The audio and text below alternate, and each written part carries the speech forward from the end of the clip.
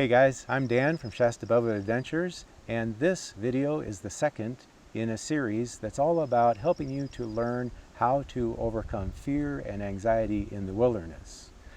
In the first video, we walked through some basic concepts about anxiety, and I shared some simple techniques to help you overcome that form of excessive worry. In the first video, I explained how there are two main types of anxiety. First is the primal emergency response type that can lead to panic attacks. And second is the type of anxiety that's more long-term that can lead to excessive worry. In the last video, I walked through some basic concepts about anxiety and shared some simple techniques to help you overcome excessive worry. If you missed that video, I'll be happy to put a link to it right up here so you can check that out. But today we're going to be focusing on how to use deep breathing and meditation to overcome panic attacks. If you've seen some of the other videos on this channel, you'll know that I'm passionate about helping people to increase their enjoyment of wilderness experiences by lightening their pack weights through the methods of ultralight backpacking. However, I also am a mental health counselor with over 20 years of experience in treating anxiety, chronic pain, and depression. And so I couldn't help throwing in a few of the techniques that I've learned over the years that I thought would also help people psychologically to increase their enjoyment of wilderness experiences. The concepts and techniques I'll be teaching here are true about panic attacks broadly in any area of life. But you might be wondering, how does this apply to backpacking? Well, in the wilderness, we are frequently encountering new things and challenges, from high water crossings to severe weather and even wildlife. I swear to God, I just saw my first cougar. I just came around a corner and he was peeking around too. Obviously knew I was coming. As soon as he saw me, jumped off the trail and went downhill here. No idea where he is. Each time we face one of those extraordinary moments, it has the potential to trigger a reaction because of the connection to times in life when we felt similarly tested. Panic attacks are triggered by threats, both real and perceived, and certainly can happen whether in civilization or in the wilderness. Deep breathing is the number one most effective method of treating panic attacks. It's far more effective than any anti-anxiety medication because those meds just numb the symptoms of the panic attack, whereas deep breathing goes to the heart of the cause and helps to eliminate it. And this is not just my opinion.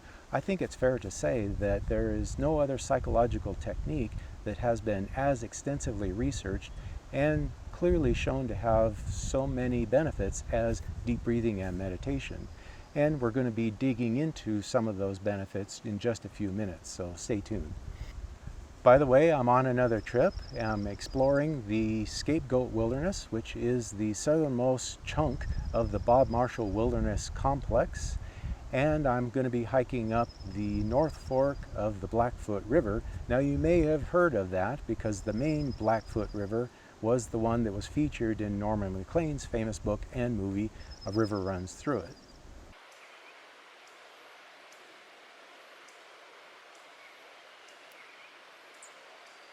So the way that I like to teach deep breathing is first to talk about how to do it, and then to talk a lot longer about why it's useful in terms of the chemistry and wiring in the brain. And I hope that you'll stick around for that why it's useful part, because personally I find that motivating. You know, it can seem a little superficial at first glance to think that something as trivial as taking a deep breath, that could have any impact on some of the major conditions that we're talking about. But when we get to that part of this talk, you'll see just how extensive those benefits can be. And since I work with chronic pain, I can't help throwing in a few of the little details about how this also helps with chronic pain conditions. So I think it's really important to actually demonstrate this for people, because if you have a condition like anxiety or chronic pain, you probably have done your research already and already come across the suggestion to do some deep breathing. But if you haven't had that shown to you, what most people do is a chest expansion. So they go like that.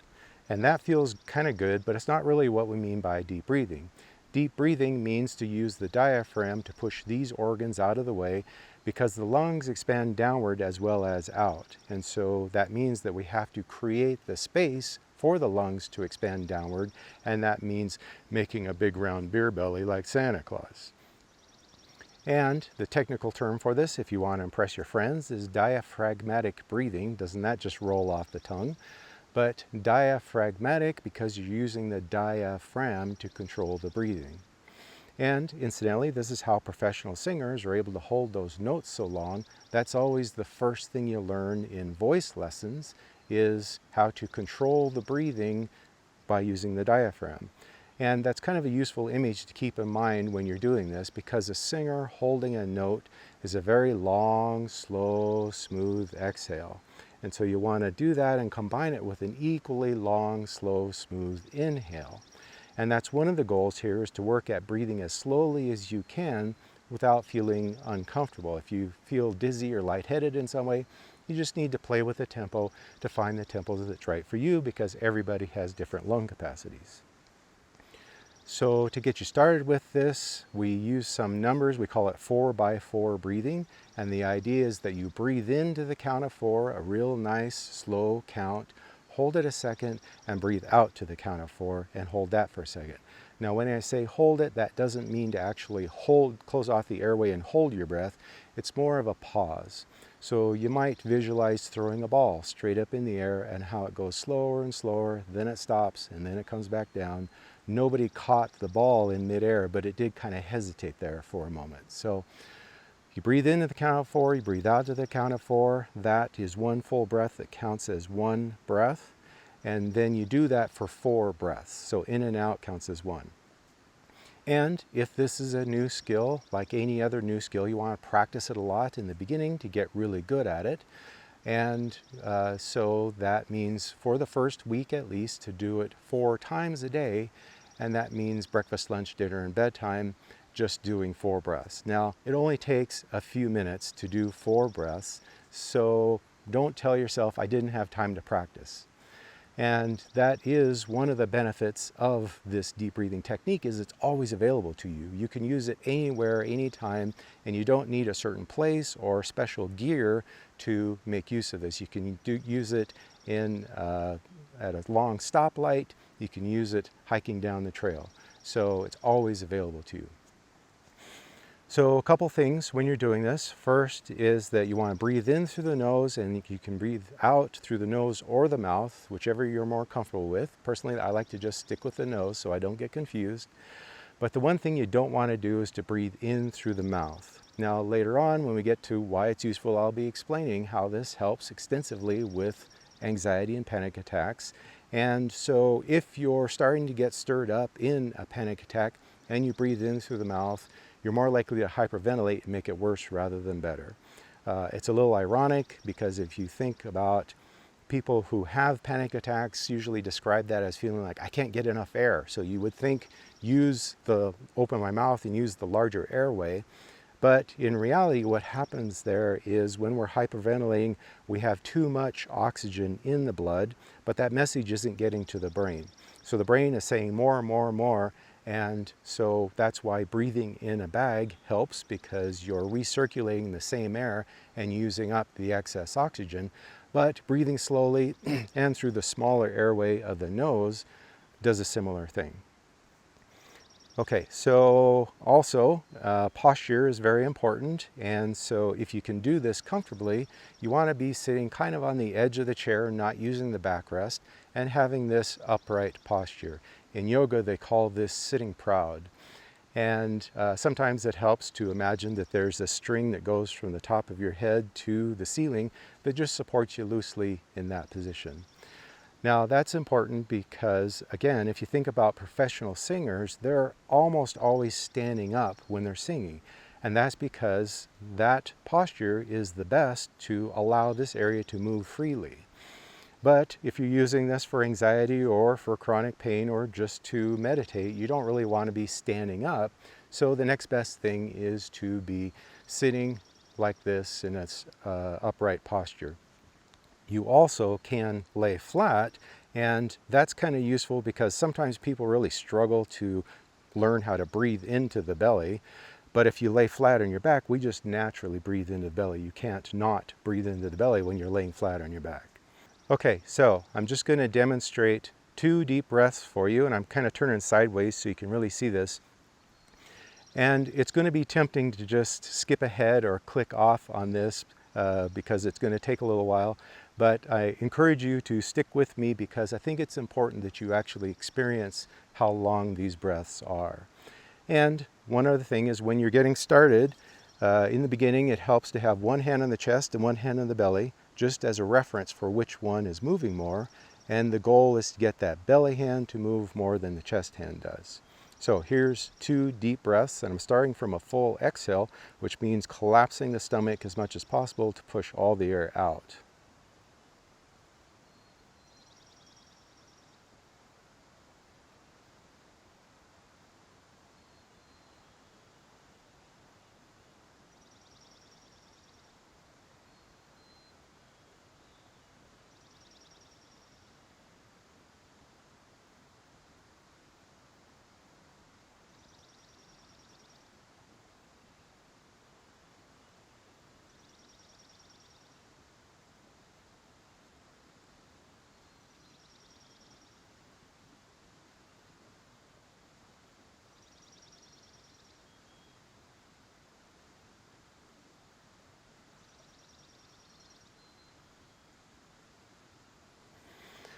Okay, did you see the belly hand moving more than the chest? The chest expands too, but only at the end of the breath. So if that seemed like a long time to you just now, one of the things that you'll learn the more that you practice this is that you're able to breathe in and breathe out a really long time. And so that's one thing to look toward because you do actually expand your lung capacity the more that you practice this. The second thing that you learn from practicing this a lot is the more you do this, the longer you're able to be in that in-between place, both at the top of the breath and the bottom of the breath. And there's a saying that goes with that, which is look for the peace between breaths. Now, I think that has something to do with the fact that we're so accustomed to breathing for survival that when you get okay with being in that in-between place, you know, it's kind of like, I'm not breathing and I'm okay. It's a little weird, but it's almost like a spiritual experience, like a separation from the needs of the body, even though it's only a few moments. So tuck that away in the back of your brain. Look for the peace between breaths. Now, I also think it's helpful to keep in mind the physics of breathing, which are that we don't actually draw air into our lungs. What happens is we have muscles around those bags that expand the bags, and that creates a vacuum. And then it's the ambient air pressure that rushes in to fill that space. So if you do have anxiety or panic attacks and you're having that sense of feeling like I can't get enough air, sometimes it's a nice self-soothing thought to tell yourself, just create the space and the air will do the work for me. I don't need to worry about getting enough air. And also, to think about collapsing those bags as completely as possible on the exhale to push all the air out. I don't know if you noticed, but my stomach muscles go a little past neutral when I'm exhaling, and that's how we do that, push all that air out. Now that's really important because they say that there's about 30% of our lung capacity that doesn't get recirculated in our normal day-to-day shallow breathing. And that's just stale air sitting in the lungs that has had all the oxygen removed, and that's not doing you any good. So what that means is if I push all that air out, the next breath I take in is fully oxygenated fresh air. And oxygen converts chemically to energy in the body, so it's almost like you're taking in energy pills with every full deep breath. Doesn't that sound good? When you're getting used to this, just getting started, there is a bit of a coordination factor because when you breathe in, if I expand the chest, that flattens the stomach on the inhale. So it's a little weird to get used to just the opposite, inflating the stomach instead of the chest on the inhale. And so you might kind of sneak up on it. And what that means is, First off, don't worry about breathing at all. Just put both hands on the belly and play with those muscles just to see what it feels like to make use of those. Push it out and pull that in. We tend to be pretty good at sucking it in, but not so good at pushing the belly muscles out. Incidentally, this is another little benefit of the deep breathing technique for people with back pain, because you probably have heard that we have really weak muscles in the back that support the spine. It's the core muscles that really do all the work. So if you're really working these muscles doing the deep breathing, that's strengthening those core muscles and will support the spine better too. After you've played with that, then go ahead, put one hand in the chest, one hand in the belly, and work at breathing into the belly. And you might imagine the belly as if it were a balloon, and the neck of the balloon goes straight to my nose. So when I breathe in, I'm going to do this fast so you can see this.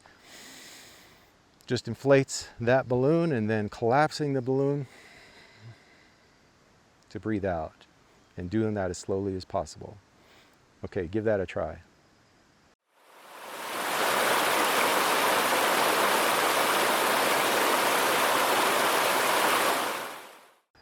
Okay, so now we finally get to talk about why this is useful, and that means I get to pull out my high-tech model of the human brain. I know it's dorky, but it works. So where this part right up here is called the prefrontal cortex, it's right behind your forehead, and that's where we do our higher reasoning, like making plans for the future or thinking about consequences of my actions. And where my thumb is tucked in is called the amygdala, and that's the animal part of the brain that does that survival stuff that we talked about before, like the fight, flight, freeze response. And they've done research that shows that this part, the amygdala, fires first before the prefrontal cortex does, which is sort of weird to think about different parts of your brain working differently, but it makes sense in a survival context, right? If I'm hiking down a trail and I'm being stalked by a cougar, and I see it just as it pounces, I need to move instantly to have any chance of survival. I can't take time to think about whether I should try to dodge it or swing the pack at it or something like that. And you've experienced this anytime you come home and a family member jumps out from behind a door and says, "Boo." Your first response is like this, and then your prefrontal cortex kicks in and recognizes them and tells you this is not a threat, calm down. But you don't calm down right away, right? It takes about 20-25 minutes for your heart to get back to normal while you're busy telling them how much trouble they're in for scaring the crap out of you. And part of that 20 or 25 minutes has to do with the time that it takes the body to process the shot of adrenaline that you got in that situation. But it's also true that these two parts of the brain don't communicate very well with each other, which again is weird to think about, but the reason is that they work on different principles. So the prefrontal cortex works on logic. It takes logic point A, logic point B, puts them together and comes to a conclusion. The animal part of the brain, that amygdala, doesn't understand logic. It only learns by experience. So if I experienced a situation that was dangerous or threatening in some way, and then later on I experience another situation that's similar to this one, even if it's a really vague similarity like a smell or a sound, then my survival brain errs on the side of caution because that keeps me alive, and it's going to treat this one as if it was an equally threatening situation as the original one was.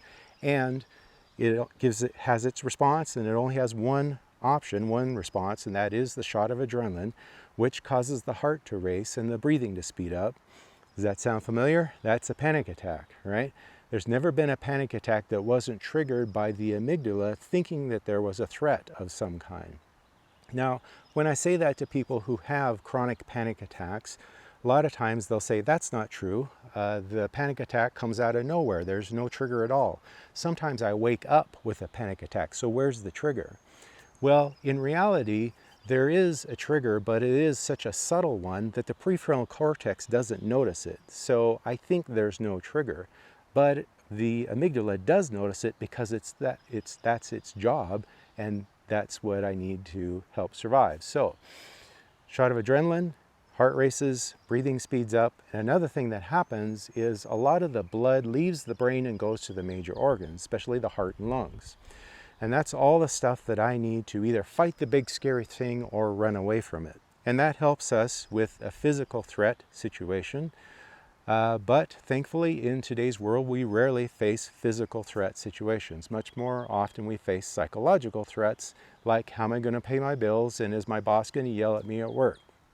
So unfortunately, the amygdala doesn't understand that distinction either. It just says threat is threat and here's what you need to survive it.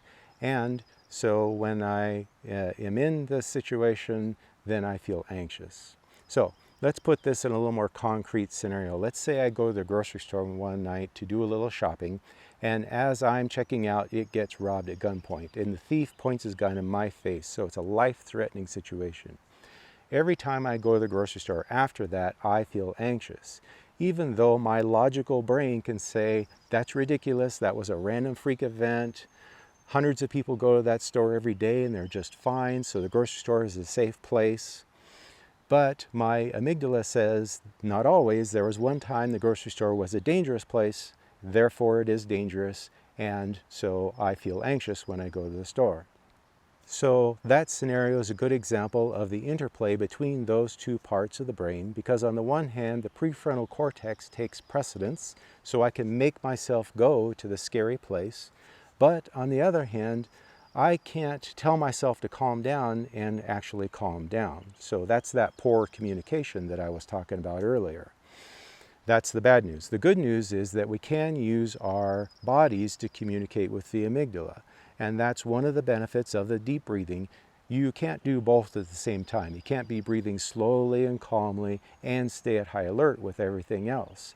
The slow, deliberate breathing is the way to get the message to the amygdala, this is not a threat situation, and I don't need you to keep pumping out adrenaline for me to survive the situation. The challenge, as you might imagine, is to continue doing deep breathing when you are getting stirred up into a panic attack. And that's why the practice is so important. If you watch this video and you think, oh, well, that's kind of cool, I'll try that deep breathing thing next time I have a panic attack, and you don't have a panic attack for 3-4 weeks, and then you try it, it probably isn't going to work for you. But if you practice daily to the point where it gets to be like second nature to you, then you can actually use it in a crisis situation. So the slow, deliberate breathing gets the message to the amygdala to not respond as if this was a threat. That's one benefit. A second thing that happens when we do deep breathing is that the brain is triggered to release endorphins. Now, I'm sure you already know that endorphins are those positive brain chemicals that we get from exercising or eating chocolate. Now, endorphins do two things for us. First is that they cause us to feel peaceful and calm, kind of a general sense of well-being. So when you hear about the runner's high, that's what they're talking about. It's a sense of euphoria that we get from endorphins. And, you know, peaceful and calm is the opposite of high alert. So that's another benefit for anxiety. The second thing that they do, though, has to do more with chronic pain, because endorphins actually anesthetize pain. You see, they fit the same receptors in the brain that opiates do. In fact, the word endorphin is a contraction for endogenous morphine. So doing the deep breathing, whether it's in a chronic pain or an acute pain situation, also helps lower pain levels because of producing endorphins that numb some of the pain. So I mentioned the part about the blood leaving the brain and going to the major organs. Well, that does two things to us. First is the function of blood is to carry oxygen to the organs, including the brain. So with less blood in the brain, there's less oxygen in the brain. And you know what it feels like when you hold your breath. When you get to the end of how long you can hold your breath, your brain starts to go all sparkly with those panic messages saying, I need oxygen up here. Now, if I'm getting stirred up in a panic attack and hyperventilating, and then I get that I need oxygen message, I don't distinguish one panic from the other. I just feel more panic. So that's one of the ways that panic attacks build on themselves. But the second thing that's even more important, oxygen in the brain is the fuel in the vehicle. That's what the brain works on. So with less oxygen in the brain, my brain isn't working very well. And that's why typically when people do have chronic panic attacks, what do? They go to their cardiologist and get thoroughly checked out, and their heart's just fine. But the next time they have a panic attack, they're certain this really is the big one, get me to the ER. because they're not thinking very clearly. So the deep breathing helps with both of those things, because after I have started doing the deep breathing, I get enough oxygen back in the brain pretty quickly that that panicked "I need oxygen" message goes away. But more importantly, after I've taken time to do 4 or 5 or 6 deep breaths, I get enough oxygen back in the brain that I'm able to think more clearly about the situation and recognize this is not a threat. And if I just sit here and do my deep breathing, I'll be fine. Incidentally, this also connects with anger issues, because if you think about fight and flight, right, the opposite or the flip side of the coin of fear is anger.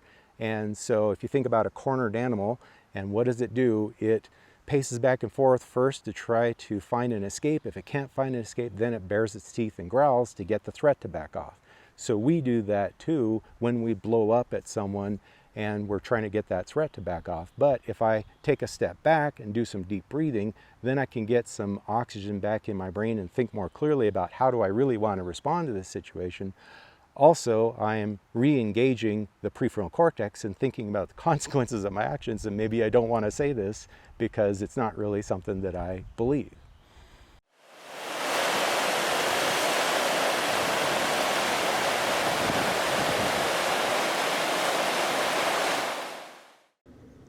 Pardon the stuffy setting, but I needed my whiteboard in order to be able to talk about this next piece. And this is my favorite part because it's talking about how the deep breathing actually becomes meditation. So any book that you pick up on meditation, the first chapter is always about learning how to breathe properly. And that, remember, is 2 things. It's breathing into the belly and breathing as slowly as possible. But there's another part of this that is just as important, and that is working at trying to keep your focus just on your breath and not allowing the brain to be distracted by other thoughts. But there's a problem with this, which is that my brain is hardwired to be distracted. So if you think about a deer in the woods and how it behaves, right? It's munch, munch, munch, look around, munch, munch, munch. So the deer's brain is hardwired to be constantly scanning its environment, looking for 2 things, food sources and threats. Now, our brains are like that, only way more complicated. So for us, it's more like channel surfing.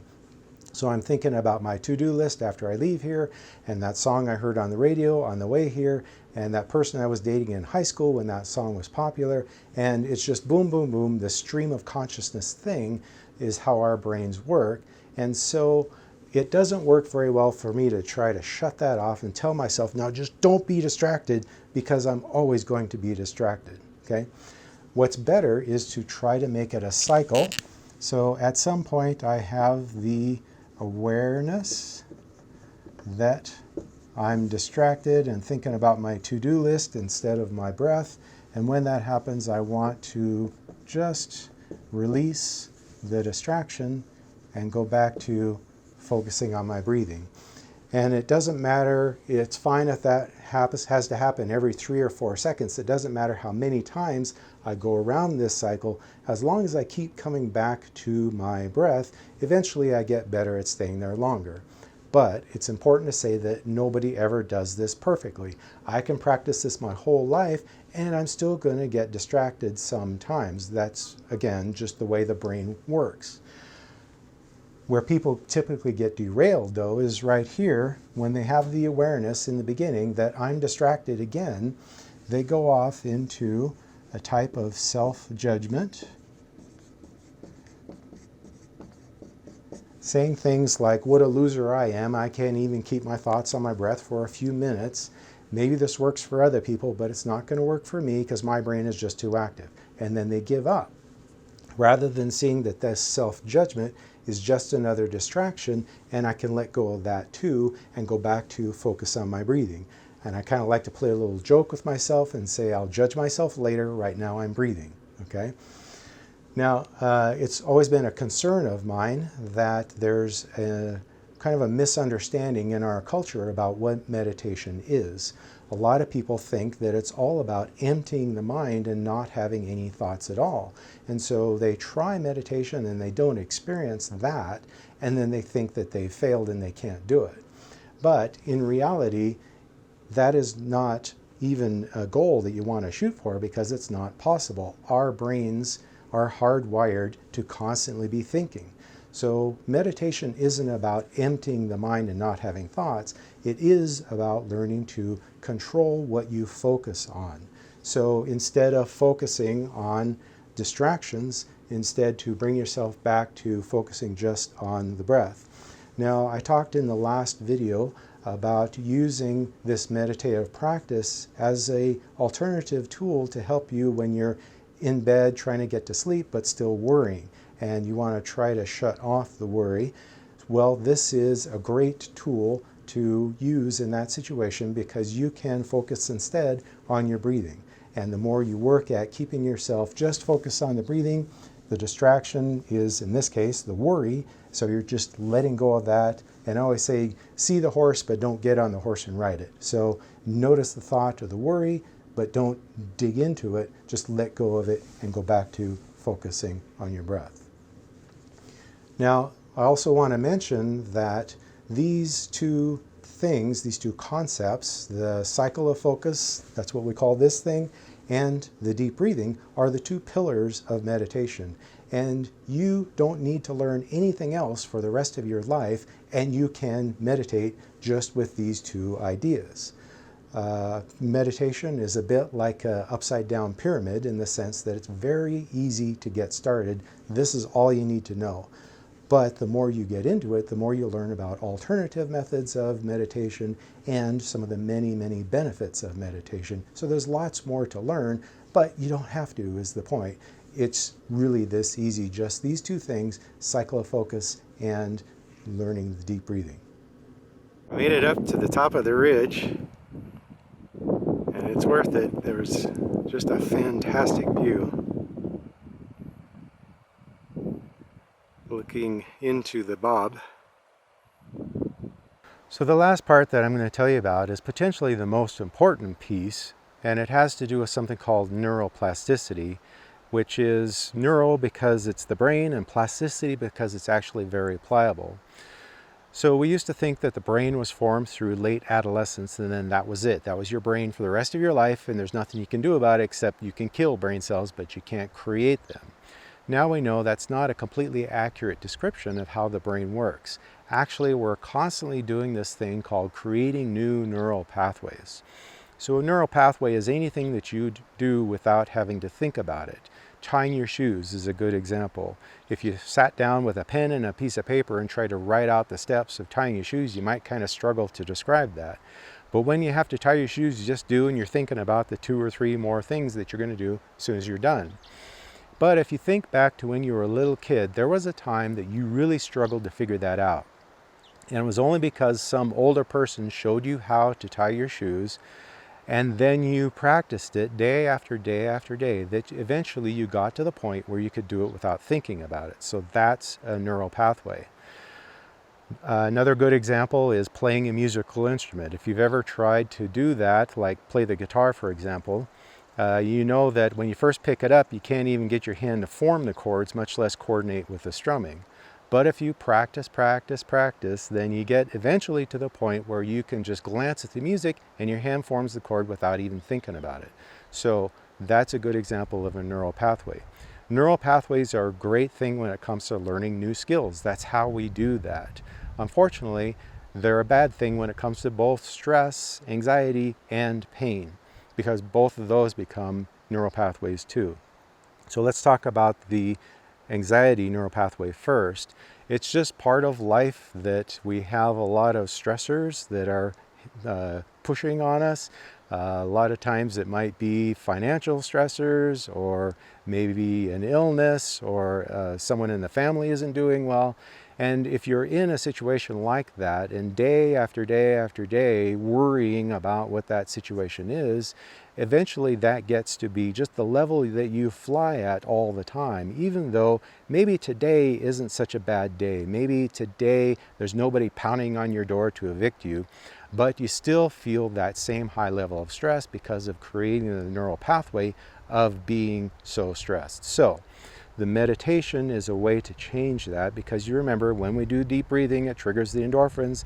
The endorphins cause us to feel peaceful and calm.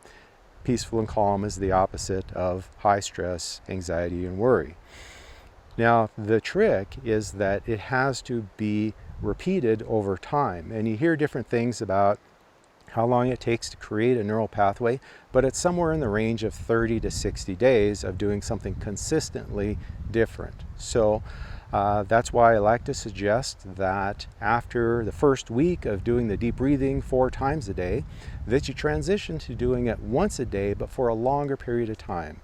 And I think 10 minutes is a good starting goal.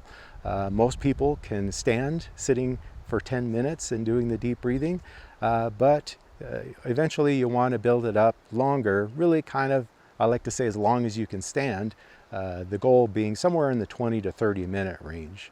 And it's just like anything, the more you do it, the more benefit you get from it. However, it's important to say that they did some research where they had people doing the deep breathing just for 5 minutes a day, and they reported significant decreases in their stress levels after just 60 days. So don't feel like you have to carve out some major chunk of your life in order to benefit from this. As little as 5 minutes a day can result in reducing stress and anxiety and rewiring the brain so that you're not constantly at high alert like that. As far as the pain neural pathways go, well, this video is about anxiety and it's already too long. So I'm not going to go into as much detail as I would like about pain neural pathways, but let me just say briefly that there are 17 areas in the brain that are all devoted to interpreting pain messages. And when they study people in fMRIs and compare people who have acute pain situations versus chronic pain situations, those 17 areas all show up much, much bigger in the chronic pain folks. And so they don't experience this as heat or light, they experience this as more pain. And the natural interpretation they're going to make is that their condition has gotten worse. And sometimes that is the case. There are degenerative conditions, but not always is it the case that more pain equals degeneration, because it could be that they got good at doing pain just like someone got good at playing a musical instrument.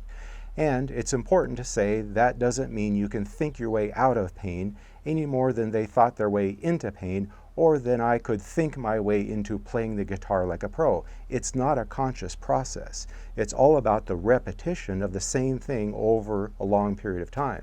So the meditation is a way to change that, because remember that when we do the deep breathing, that triggers the endorphins anesthetize pain, and that is a way to change the neural pathway of being in pain.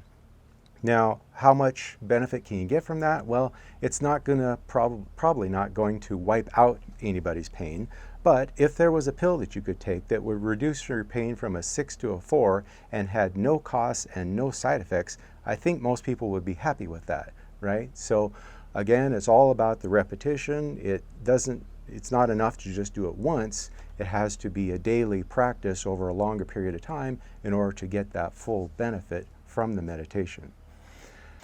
Okay, well, if you're still tuned in, kudos to you. I'm very impressed that you stuck around this long. If you'd like to learn more about the benefits of meditation for helping people overcome anxiety, and especially about practicing something called mindfulness, let me know that in the comments section. This has been kind of an experiment to test the waters to see if there was much interest in this. So give me some feedback whether you thought this was helpful. And if you would like to know more about this, then make sure you subscribe and hit that bell notification so you are alerted when the next video comes out. All right, thanks for watching. Take care. I'll see you next time.